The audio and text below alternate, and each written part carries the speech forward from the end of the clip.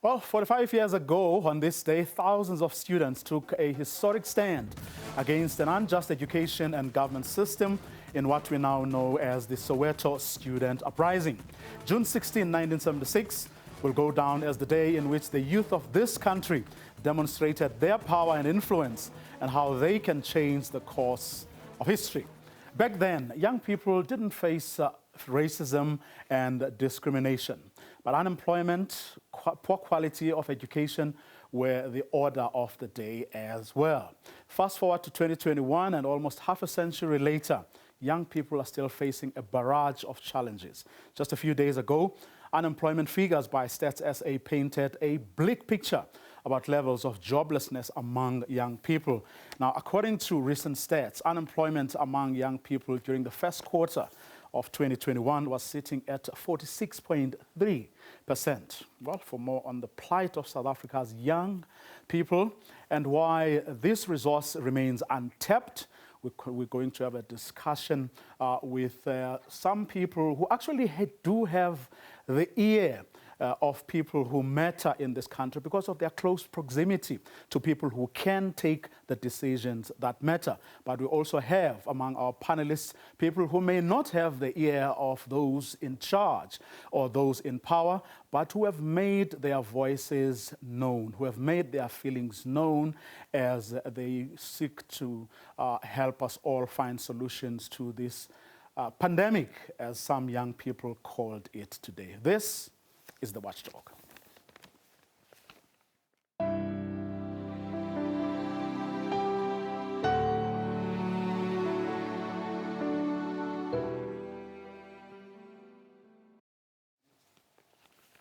You're watching the Watchdog, our brand new public service journalism and accountability program. My name is Vuyo Mvoko and I am your host. Well, let me introduce you to our panelists this evening. Nicolette Mashile is the ANC Youth League's task team convener, and she joins us from Pietermaritzburg in KwaZulu-Natal, where she was attending the official proceedings of Youth Day proceedings today, which a gathering that was addressed by President Cyril Ramaphosa. Good evening, Nicolette, and thanks very much for your time. Good evening, Vuyo, and good evening to my fellow panelists and your viewers at home as well. And thank you very much for having us on this June 16. Well, you're welcome. Luvuyo Mpiti is, Luyolo, sorry. Mpiti is the DA's youth leader. Welcome, Luyolo, and thanks very much for joining us. Maholo Puti, and a very good evening to all the listeners at home, and a very good evening to my panelists as well. Okay. We're also joined by political commentator Lukhona Mnguni, who is joining us from KwaZulu-Natal. From Johannesburg as well. Good evening, Lukhona, and thanks very much for coming through. Good evening, Vuyo. Good evening to your viewers, and good evening to my panelists. And last, but certainly, or by no means the least, is Nicolette Mashile, who likes helping young people specifically with financial advice, financial issues, very much active, and a person who likes seeing young people succeed. Welcome, Nicolette. Thanks very much for your time.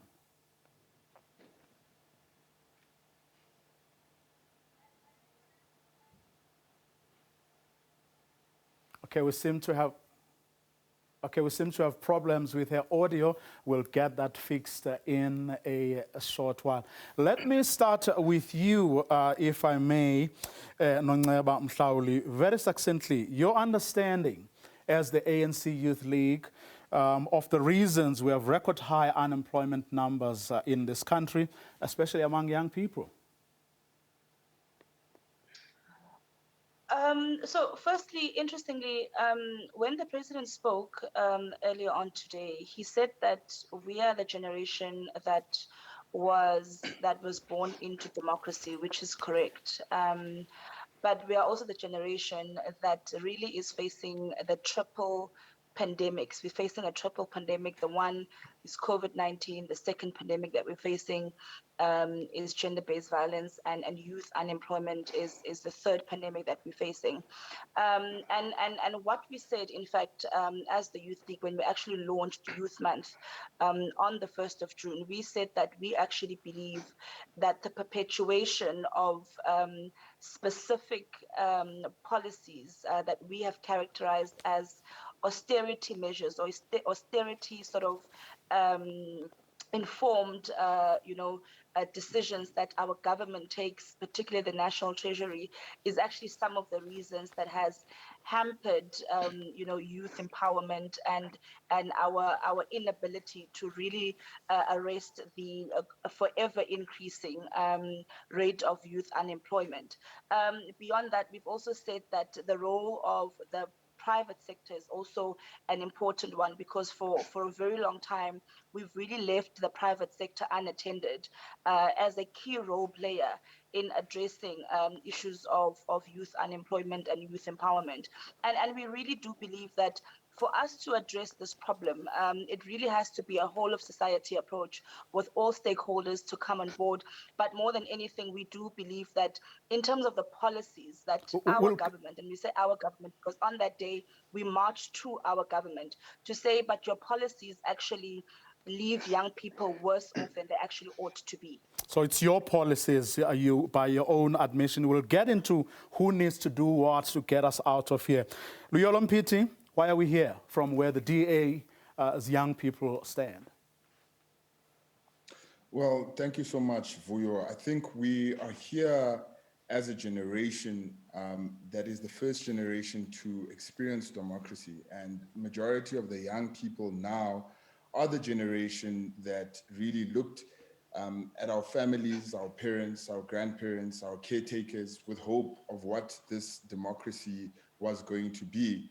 And unfortunately, now we sit in a situation where 3 in 4 young people are unable to find a job. We have policies that have been put in place that are not meeting young people on the ground. There are young people today who listen to the State of the Nation address, who listen to the presentations of ministers in Parliament, and never see a visual of what they are speaking about on the ground. And so we are sitting with a huge rate of unemployment today because the government is unable to come to terms with what our economy is. And the economy that we have in this country is not speaking to the skills of this generation. The skills of this generation are not speaking to the economy.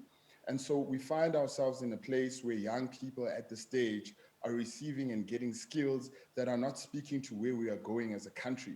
And when you look at the economy and you look at where the economy is going, we are not meeting the level of skills of where this economy needs to go. Okay. And so I think we are dealing with a situation right now where we really need to put our heads together. And I'm very appreciative that this discussion has not been phrased as a debate, but has been phrased as a discussion, because it is time now to end the time of a confrontation and aggression amongst us as young people and come to terms with what is affecting young people in this country.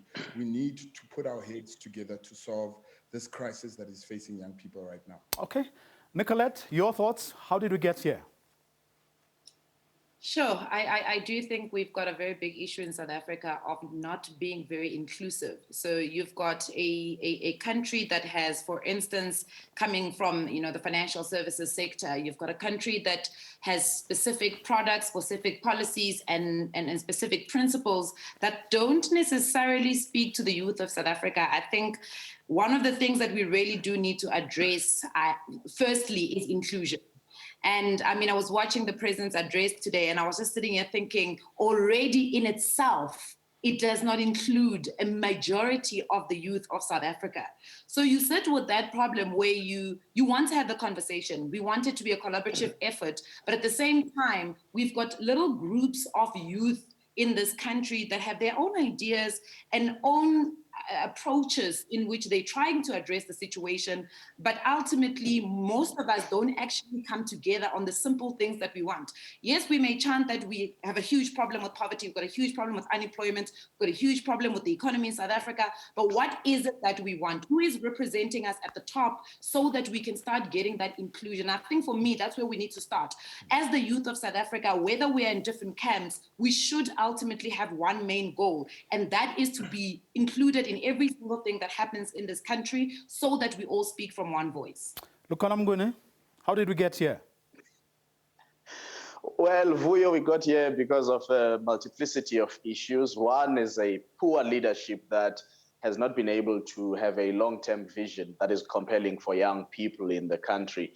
And the ball was dropped really at the moment of transition, right into the democratic process. So there wasn't a thinking to say, these people, I mean, some of us, I started grade one right in 1995, for example. But what did the democratic government think of people who were in grade one in 1995, a year into our democracy, to say as a cohort, how do we safeguard them and ensure that 12 years later, we would have a good picture of what a young person ought to be in a South African democracy? And exactly because that didn't happen, we are here because young people have literally, especially those of us who grew up in rural areas and then eventually managed, some of us were lucky to go to good high schools. We managed to escape the pangs of that poor leadership. But in honesty, Vuyo, what we ended up with are people dropping out, are people, no follow through. We don't know where people are. We can't account for a vast majority of young people. And that's exactly why we are here, because we have not built a system that is self-accountable, that can account for young people, that actually has a vision and pathways to success, to say, if you don't make it in the academic route, well, these are the other pathways to success that are available to you. So here we are because of a poor visioning exercise. And I think if we continue to say we want government to do this and that, and we advocate to a government that has failed to espouse that vision, we would indeed be failing ourselves. And I think indeed a discussion like this must be about young people saying, what do we do? I mean, I saw the president inviting young people to rise up. I don't think he's ready for a rising up of young people, because if it did happen, he would probably not be in that seat of power that he's at. Interesting indeed. Nangaba, Kwazi Mshengu, who is the KwaZulu-Natal provincial chairperson of the ANC Youth League, as he was welcoming you all to that session that you as the governing party's youth and your president had, said very few words, and something stood out for me in what he said. He actually said very little else. He said that you as the Youth League should try and mend relations with the rest of the South African youth who aren't necessarily card-carrying members. And what was interesting for me, and this is of course something Luyolo just spoke about, but what was interesting for me was I listened to that whole conversation from the start to the end, is that not a single soul picked up on what Kwazi Mshengu said. That, for me, was very telling. Your thoughts? I don't think that it's correct to say that no one picked up on what he said. In actual fact, I remember saying in my opening remarks that if our mandate as the ANC Youth League is to champion the interest of young people and rally them behind the banner of the ANC, we can't champion the interest of people that we're not in touch with. And I said, the reason that, in fact, we had the dialogue that we had today, the reason we decided on a dialogue and not a rally, was precisely because we wanted to speak to a cohort of young people that we would otherwise not speak to. We wanted to get the views of a cohort of young people that a youth league ordinarily on June 16 would not engage with. And in fact, today we had academics, we had economists, we had entrepreneurs, we had young people from civil society movement, precisely because of the appreciation of the need to reach out to a youth constituency that is becoming increasingly very impatient with the governing party, and rightfully so. As members even of the governing party, when we marched and called for, certain ministers to resign and all of those things, it was us demonstrating our increasing impatience with the state of youth in South Africa. So I don't think that it's correct that that would have been the case. But I want to come to what Liolo said, and I think it's very important that at the end of the day, whether I'm a member of the DA or the EFF or I'm non-partisan or whatever, we are all in the same boat. The only difference here is that Ngayaba happens to, as Lukona also said, would have happened to have gone to certain schools and have happened to get to certain, opportunities and so on and so forth. But a story of a Ngayaba is not it's not a story of any other young person in South Africa. When in actual fact, if we are saying that we are the generation that was born into democracy, a story of a Ngayaba ought to be the norm and not the exception to the norm. And I think the conversation that we ought to be having right now as young people collectively across the political spectrum, because our problem is the same. And we might differ on what ought to be the practical steps, but reality of the matter is that as a youth, as the class of 2021, our conversation is, which is what we try to achieve today, ought to be, what are the 10 practical things that need to happen that is going to change the landscape of young people in South Africa, so that 10 years down the line, 20 years down the line, we are really telling a different story on the state of youth in South Africa. Luyolo, your leader, the leader of the DA, made some big claims today, saying that he and the rest of the leadership of the Democratic Alliance know exactly what needs to be done. And he said that repeatedly in his Youth Day speech today. What do you know? What needs to be done? Well, Vuyo, I think the most important thing, particularly what John Steenhuisen spoke about today in his message, was to say to young people that we are going into an election right now in 2021, and there's going to be a lot of messages, a lot of narratives that are going to be built around this election. One of them being, party offers to young people. What will we do should you vote for us? And so what John was saying was to say that, go beyond looking at what people say, but look at what has been done. And the reference was the Western Cape has the lowest unemployment rate in the entire country. The Western Cape has been able to show its commitment and showing to young people that, we are committed to provide skills to young people that actually meet our economy 10 years and 15 years from now. We've done this in the Western Cape by making sure that we capacitate young people with skills. There's a saying that says you give a young person fish and they can have that to eat, but if you teach them how to fish, then you can actually give them and empower them skills that they need to have. And so that is what the Western Cape government is doing. Do you think the people of Nyanga, Guguletu, Langa will agree with you on this one? Well, Vuyo, I think that the DA has shown that its commitment to being able to meet the issues of people. Of course, there's been issues where we have not been able to meet all of our people. But one thing that I do know, and I'm 100% sure about, is that the DA has proven itself. It has a track record. It has proven what it can do in government. And what we want the government to do is to deliver basic services like water and electricity, to create an environment where young people in particular can find jobs, can create jobs. And if you don't have those particular mechanisms in an economy, then you're unable to grow.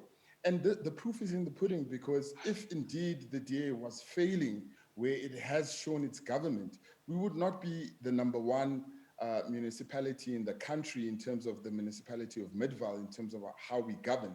We would not be doing the work that we're doing in the city of Cape Town in being able to deliver skills to young people through youth cafes across the Western Cape, where young people are able to go in there, learn and get, qualifications online. We would not have the lowest rate of unemployment across the country if we were not showing the fact that we know what we want to do. And so the point that I'm trying to raise here is that it is not necessarily about which political party has it right. It's about young people being able to look at the track record and what has been done, and not necessarily listen to what is being said, but look at what has been done to be able to make a decision about what life you want. What potential will you be able to have in a country where you have a government that actually delivers for you and your vision? Okay. Nicolette, here you are. You have young people who are leading youth leagues or formations of two of the biggest political parties in our country. As a young person sitting, in the opposite end and listening to them saying what they've just said now about why we are here and what needs to happen to get us out of the quagmire that we are in.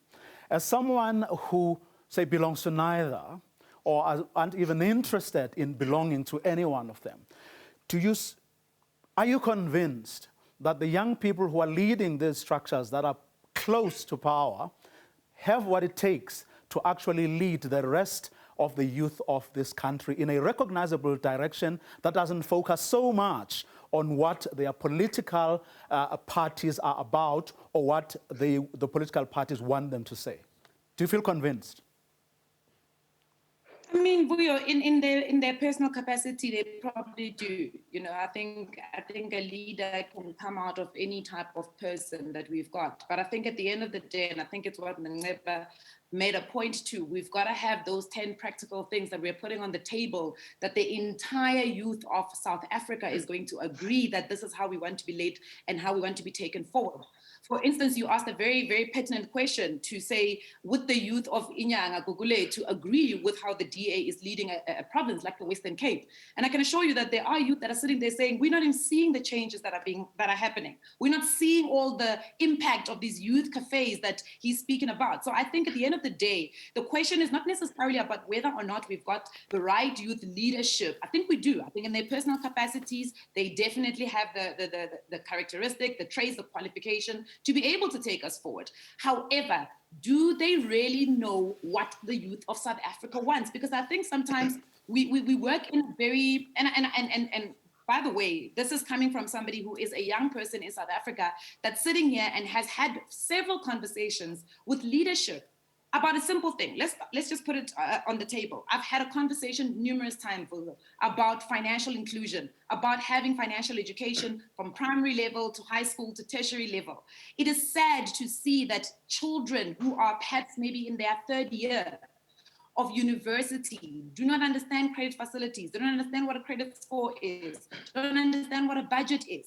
This is information and knowledge that they need to be able to thrive within their professional spaces, within their careers, but also to find a way to make them financially included in a country like South Africa. Now, mind you, financial education may be one small aspect of what the youth of South Africa really need, but it is one of those aspects that is going to change the landscape of South Africa's economy, right? So we do need it. So that's my thing. I think in my corner, I'm sitting and asking, as the youth of South Africa, do the people that are in power, do they really understand those 10 practical things that the youth really wants? We'll get into them in a short while.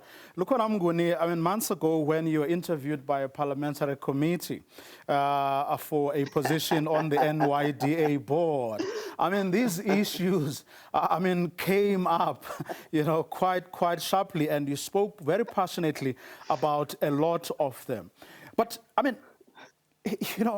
does that agency, for example, as the lead agency in this country that's supposed to deal, with some of these issues, is it well positioned to do, to deal with some of the things we're talking about here? Vuyo, I feel like you're starting the interviews. We are back in Parliament next week for the NYDA board interviews, and one of the panelists is in the interviewing panel. But nonetheless, look, Vuyo, the system is broken. And I'll tell you what has made the NYDA not work. It has been led by the wrong people. People who, when the tough times get going, they want to close rank and protect the government because they come from the same organization as those who are in government. The NYDA is meant to be positioned as an advocacy organization, an activist organization. And for that to happen, it must be led by people who do not have as close a political interest as whether if they upset a minister X, it will have, it will have some ramifications for them in the political party in terms of their ascendancy within party structures, or if they speak boldly against the president, some faction or the other within the party will take unkindly to that because they are managing, the image of the political organization and prop up this story of a government that is at work and is delivering it for young people, but is constrained by a variety of issues, whether it is a public service that is not as professionalized or it is the fiscus that is constrained and so on. Unfortunately, Vuyo, we need to fix the system. And I've told some of the party leaders that we have here on this panel that part of the problem is that they are cast to the margins of their political parties. So they are lobbyists within their political parties. They are not leaders within their political parties. They come to the table and try and negotiate. If they were leading, the cabinet we see today, Vuyo, would not have people where 80% or 85% of the cabinet or more actually qualifies for the vaccine rollout at this stage, because all of those people are 60 years and above. How can you then say the youth agenda will be prioritized by people who are so distant to the youth, people who see themselves as either parents or grandparents to the youth? How are those people meant to, when they hold that type of power, to be able to advance young people? So one of the problems here, Vuyo, is that I think in political parties, the youth is so managed across these formations of leagues and so on, so that when they are ready, the mother body will tell them when to ascend to power. Okay. This logic that of configuring political parties in this way does not augur well with historically. Historically, young people were leading the parties. Young people were leading the ANC. Young people were leading the breakaways from the ANC. They were conceptualizing the Black consciousness movement, which is the reason why we have this day 45 years on. Young people were not seeking permission. They were not lobbying. They were not advocating to elders. They were at the forefront of leading. And today what has happened is that the older generations have managed to co-opt us as young people. They've managed to dictate to us when we will be ready to lead. And I think the first issue that we need to resolve is that, in fact, we are ready to lead, and we must not accept to be in the margins of this society. Mm-hmm. We must ask the fundamental question: how do we take the reins of power and move this country forward? If we think that we must put the 10 points, we can put the 10 points of what needs to happen. How many turnaround plans do we have in this country? How many 10-point plans do you have in this country? What has happened to those? It's because you've got the wrong people at the helm. And the legacy of 1976, Vuyo, by the way, lastly, is that there was an intergenerational conflict. Parents were saying to their children, no, you are going to be killed by the apartheid government. You are acting too hastily. You are still young. Take your time.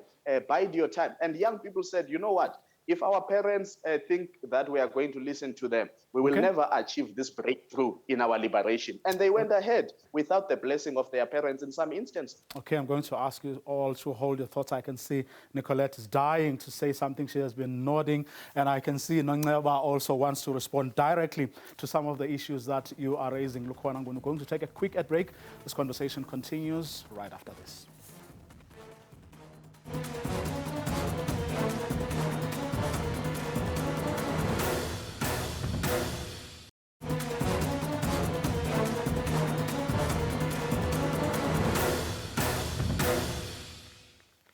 Welcome back. You're watching The Watchdog. Don't forget our question of the day as we mark Youth Day.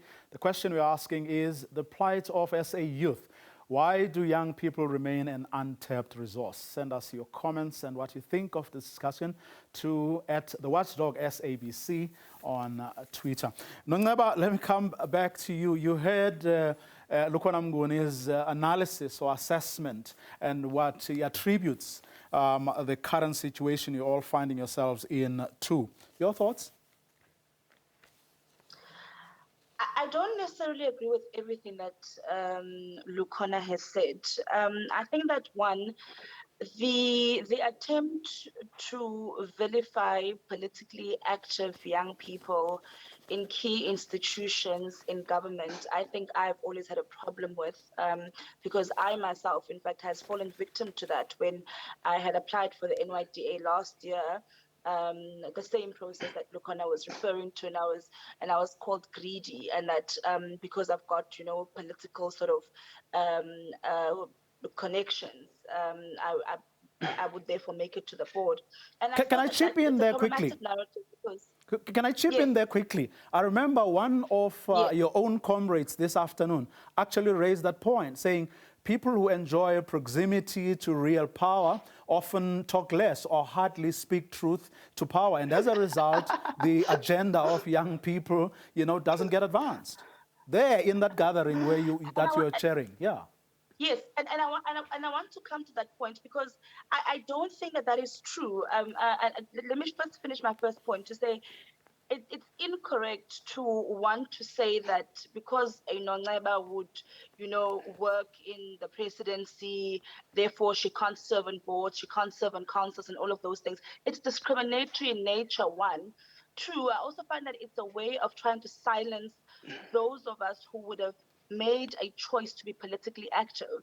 And I don't think that is correct or in the best interest of our democracy. I think all young people must take an active interest in all sectors of society, including with governance positions within the state, within the private sector, etc.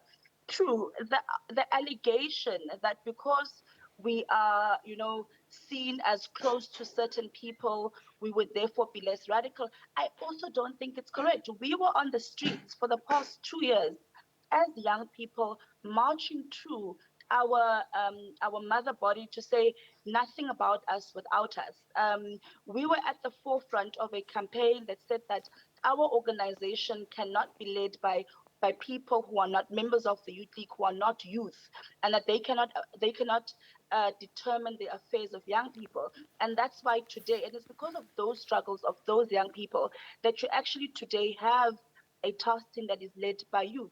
So I'm not disputing that there are instances where there could be, because of certain proximity to power, therefore voices. But I don't think that it's a youth problem. I think it's a problem of people who generally do not know how to interact with power. And I think to say that young people particularly have that illness, for me, is actually an insult to young people, because there's overwhelming evidence to demonstrate that young people, including ourselves in the governing party, we marched to National Treasury 3 weeks ago. And we said, in fact, we want the Minister of Finance to go. We said we want people who are above the age of 60 to resign from the state. And those are things that we said to our governing party. Those are things that we said to our comrades who are in parliament. So I don't think that it's correct to paint certain young people in that particular sort of light. I'm going to bring in Luyolo Mpiti here because Nongeba, he said the exact same words you said this afternoon while he was addressing their own gathering. Nothing about us without us. Is it any different in the DA, Luyolo? Because some people say it actually isn't. Well, Vuyo, it's definitely not the same. If you look at the Democratic Alliance, you go to our councils, our legislatures, parliament, you'll find young people in those spaces. Finding one people there is one thing. What can you point to? What are the things that you can point to and say, in this municipality or in the province of the Western Cape, ABC is happening, which doesn't happen elsewhere? Well, Vuyo, let me start where I am. I'm a member of parliament currently, and as it stands, I'm the only person under the age of 35 that actually sits on the subcommittee selecting the NYDA board, which is in effect a youth agency that is there for young people. Everybody else on the subcommittee is above the age of 40. And that tells you exactly what the problem is with some of these organizations, is that they do not prioritize the voices of young people. They do not trust the voices of young people in such processes. And this is just one example. But if you look across the DA itself, you look at Midvaal, the mayor there is the youngest mayor in the country. That is because we trust our young people. We trust not because they are young, not because they have ticked a box because they are young, but because they are competent and they are individuals who want to change and bring a better future for our country. And so we don't necessarily have an issue of trying to lobby, because we are already in those positions to influence policy, whether it be internally within the party or whether it be in a council or a legislature or parliament, where we can actually carve out the voices of young people and actually put a foot stamp on what these realities on the ground actually look like and how they should look like in legislation. And so I do think that there has been a failure in many political organizations, including the ANC. And this is not to attack you, Nongeba, but it is to say that when I look across the ANC benches, when I look across councils across this country, the young people are not being represented.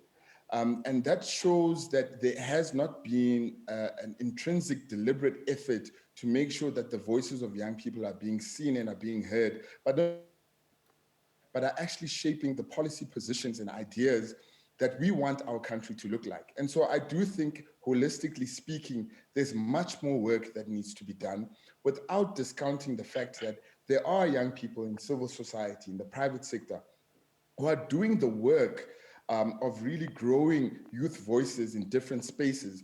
But that can only be impactful if we are in all areas being able to really gain that traction and being able to put our stamp and our voices. And as Lukona said, not to co-sign into the status quo of these political organizations or these political systems that exist, but to be able to really draw a differentiated line of what our voice needs to be in those spaces. And so I like that we're speaking about the NYDA, because in my view, that subcommittee must have only been just young people under the age of 35. When you speak about someone from a rural area who has not gone to a good school, there is someone there who understands that experience. There's someone there who understands what it is to live in the suburbs, being raised by a domestic worker, a mother or a grandmother, who will raise those experiences when discussing what it means to have people on that board. So we don't have that as yet. And we are failing in our duty as young people if in these organizations that we represent, we are not finding that expression, we are not finding the expression of what young people are telling us to find in those organizations. Okay, I want to go to Nicolette, but before I do that, I want you, Nongaba, very briefly, to just your take as the ANC Youth League of the effectiveness and relevance of the NYDA. We believe that the NYDA is very relevant, and we do think that perhaps the problem in how we view the NYDA, we view the NYDA as a one-stop shop to solving all the problems of young people in South Africa. But when you look at the budget of the NYDA, it actually does not fit how we view the institution. So I do think that, we do think that, one, if you are to say that the NYDA ought to do A, B, and C, you need to fund it to the ability, for it to have the ability to be able to deliver on its mandate. That's one. Two, if you're also saying that you want to shift the mandate of because right now, when we merged Umsobomvu and the Youth Commission, those were two institutions that actually had two very different mandates.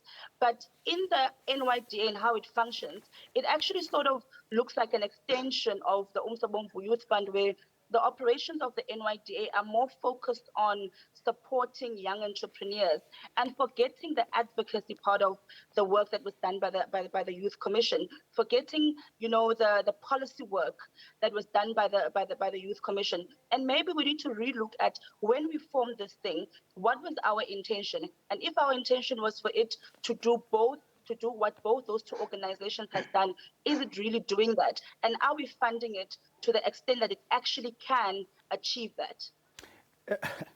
Nicolette, let me tell you about, I made some notes of what the chairperson or CEO of the NYDA said at that briefing. He said, that organization is working very well, thank you very much.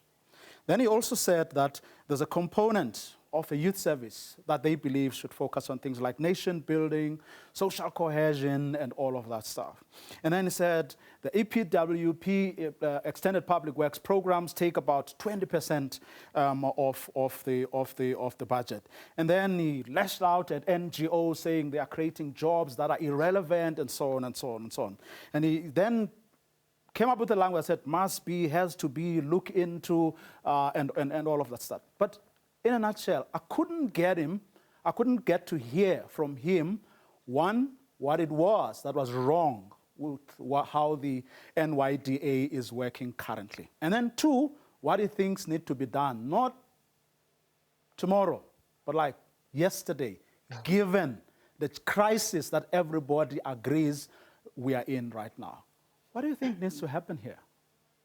You see, here's the thing, Vuyo, and just listening to you reiterate what the CEO said, and listening to some of the political leaders that are on the panel having a conversation, and everything that they're saying, the reality is that life goes on in South Africa.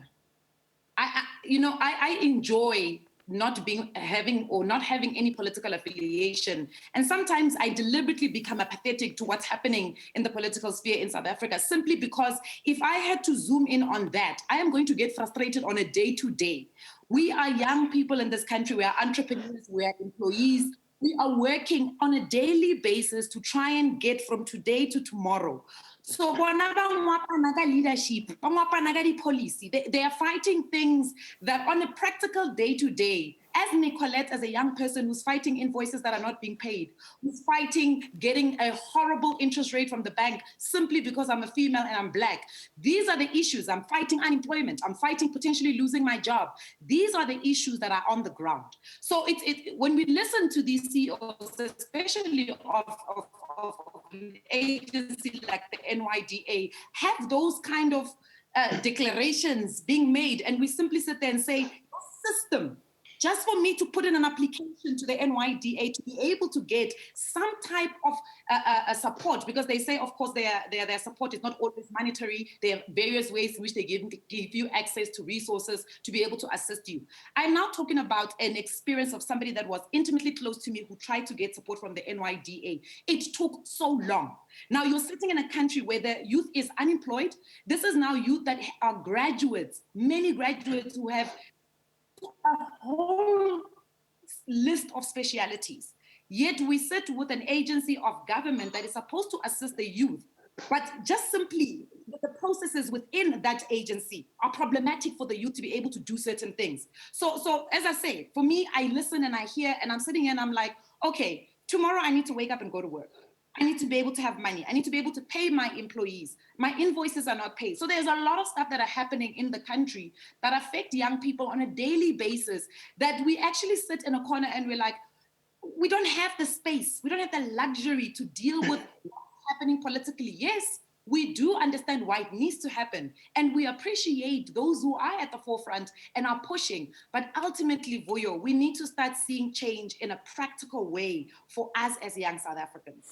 Lukwala Mnguni, one economist who recently, I think it was a year ago, but no more than 2 years ago, who produced a body of evidence, research material that was quite instructive in our understanding of the unemployment crisis in our country, especially among young people.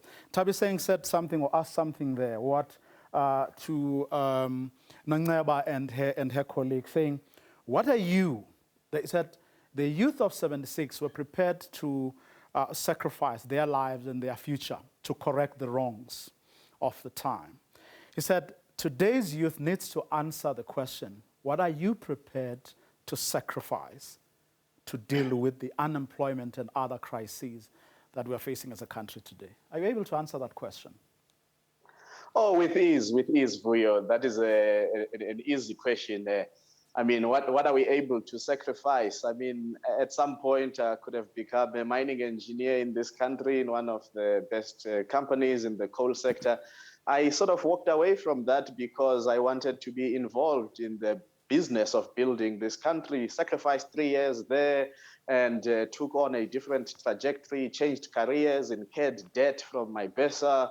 That's the sacrifice, Vuyo, that some of us have been willing to pay for this country. I mean, some people may take these things lightly, but at a personal level, so I want to personalize it because when we talk abstract terms, we tend to lose people and sort of seem to be deferring to others that they have to do this. And Vuyo, I've been participating in the public life of South Africa now since 2008 through various forms of writing, commentary, trying to lobby people, writing opinions and submissions to various pieces of legislations that are there in Parliament, appearing before certain commissions such as the HEHA Commission on Fee-Free Higher Education, the Moerane Commission. So Vuyo, I've sacrificed a part of my youth. I've lived my youth, but I've certainly sacrificed a part of my youth to be glued into the business of this country, to care, to speak truth to power, to do things that some people deem risky. How do you talk to presidents like that? How do you write former President Jacob Zuma 9 open letters during his tenure as president or more?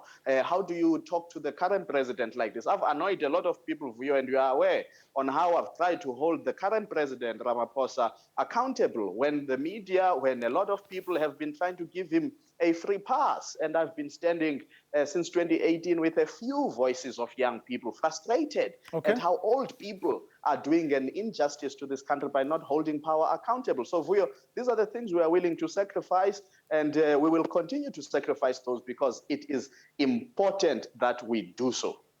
Okay. With a few minutes left, I'm going to ask that with speed in answering these very last questions. Nangaba, you've had the rare opportunity that most of us don't have, sitting with the president of the country. You came up with 10 points that you want him to action. Take us through those 10 points. Very briefly, we don't have much time. Yes. I think firstly, it's not my 10 points. It's what really came out of a discussion of young people who, some are members of the Youth League, some are not members of the Youth League. So I don't want us to attribute them to me, but to the discussion that we had. And I'll just touch on a few things. The one thing that came out very strong was that we must introduce what was termed as an employment guarantee scheme that is going to really look at people who are coming out of the education system and who are struggling to find work. Some of the other things that we are saying is that we need to really look at a mass skills transfer, because young people are not a homogeneous grouping. There are young people who have existing skills who don't know how to make those skills sort of work for them in a way of empowering them. We said those kind of young people, that was actually the third proposal. We said those kind of young people, beyond a mass skills transfer, where you turn every factory floor into a skills sort of transfer setting.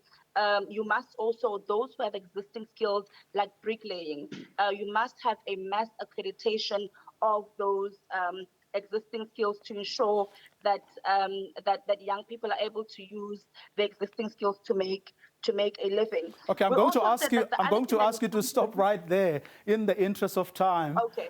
If you don't mind, I'm going to ask Luyolo whether what Nongaba said so far strikes a chord or with you, or you beg to differ. Well, look, I think I hear those solutions, but I think they're too broad, especially to what Nicolette is saying her struggles are.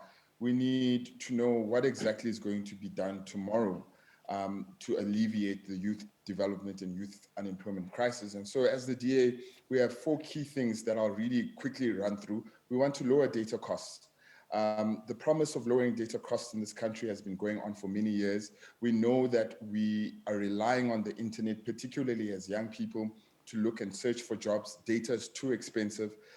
There has not been any meaningful way forward on this issue. That is one thing that we want to do. We want to scrap the Department of Women, Youth and Persons with Disabilities and use that money to actually empower young entrepreneurs, particularly in the informal sector, who have been left out more so in this COVID period than ever before.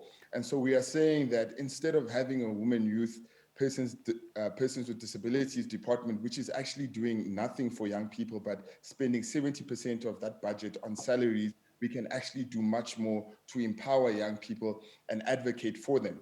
We're talking about the National Youth Policy, where we're saying that it's not enough to just have a document.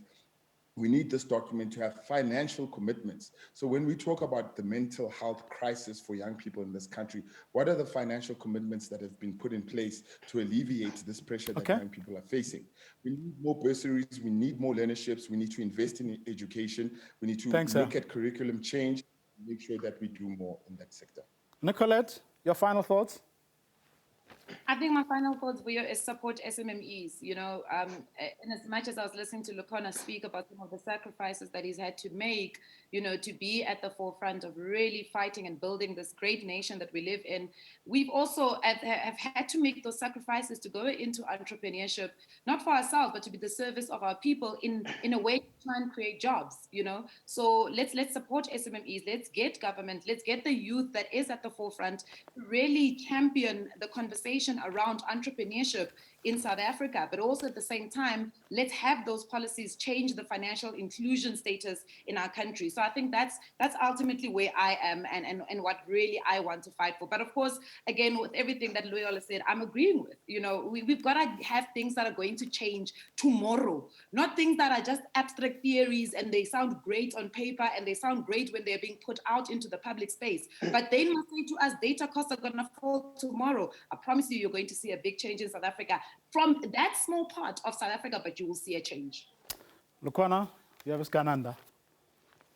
I mean, very simply, and I agree with colleagues, roll out spectrum. I mean, get a breakthrough on that. Make sure that you are industrializing. Vuyo, SMMEs will never thrive in a country that's not industrializing because there's not enough economic participation and activity for them to be part of. You can't be a net food importer on food that you consume, Vuyo. We need to reboot the agricultural sector of this country. And I think lastly, what we also need to do is to just make sure that we protect the informal economy, unlock the people talk a lot about red tape for SMMEs. They don't talk about red tape for informal economy.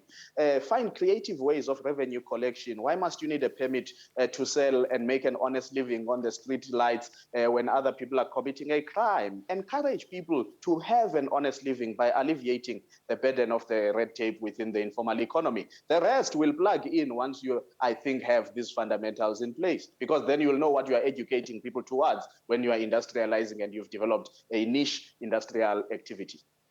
And that's where we're going to leave it for this evening. Thanks to all of you for coming through. Nangeba, Loyola, Nicolette, and Lukwana. Well, the voices of our young and not so young leaders. You heard their views. What do you think? Do talk to us about what you thought of tonight's program. Well, let's do it again tomorrow evening, same time. Have a good night.